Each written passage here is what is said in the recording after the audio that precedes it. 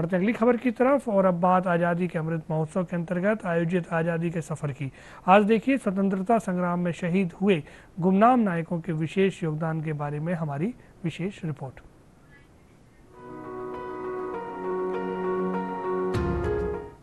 आज की कड़ी में हम स्वतंत्र संगठित प्रांत ओडिशा को अस्तित्व में लाने वाले कृष्णचंद्र गजपति नारायण देव का स्मरण कर रहे हैं। कृष्णचंद्र का जन्म 26 अप्रैल 1892 को हुआ था। वे एक शिक्षाविद, स्वतंत्रता सेनानी और सामाजिक कार्यकर्ता थे। वो पारालाखे मुंडी रियासत के राजा और ओडिशा प्रांत के पहले प्रधानमंत्री थे। ओडिशा के वर्तमान गजपति जिले का नाम उन्हीं के नाम पर रखा गया है।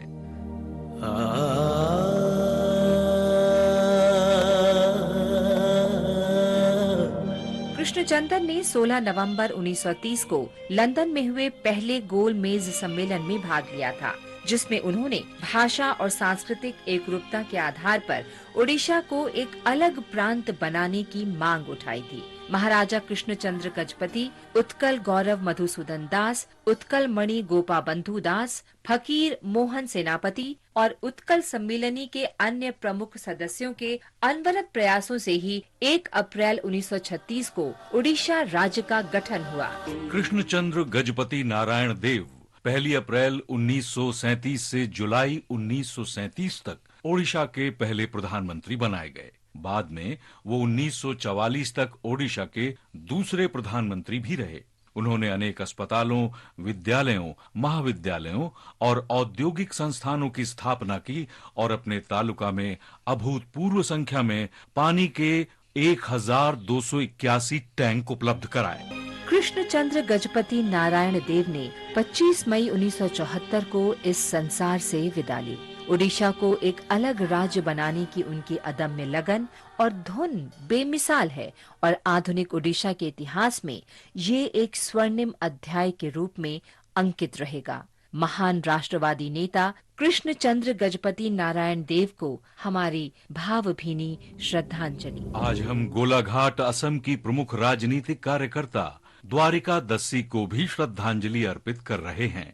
1932 में 26 अप्रैल को उनका निधन हुआ था। जब असहयोग आंदोलन में भाग लेने पर उन्हें गिरफ्तार किया गया था तो वो 5 महीने की गर्भवती थीं। शिवसागर में जेल में रहते हुए उन्हें जेल अधिकारियों की अमानवीय यातनाओं का शिकार होना पड़ा। इन यातनाओं की वजह से गर्भपात के कारण 26 अप्रैल 1932 को उनका निधन हो गया। भारत की इस निर्भीक और साहसी पुत्री को हमारा शत शत नमन।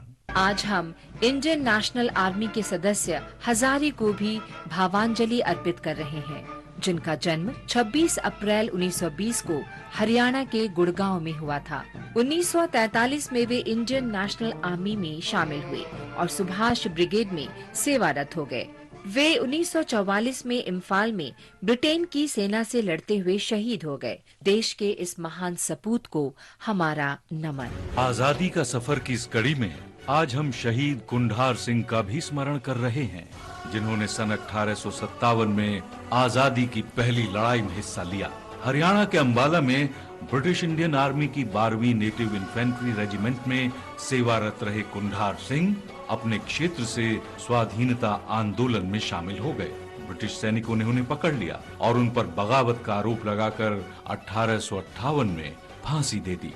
देश के लिए प्राण न्यौछावर करने वाले अमर शहीद कुंढार सिंह को हमारी श्रद्धांजलि।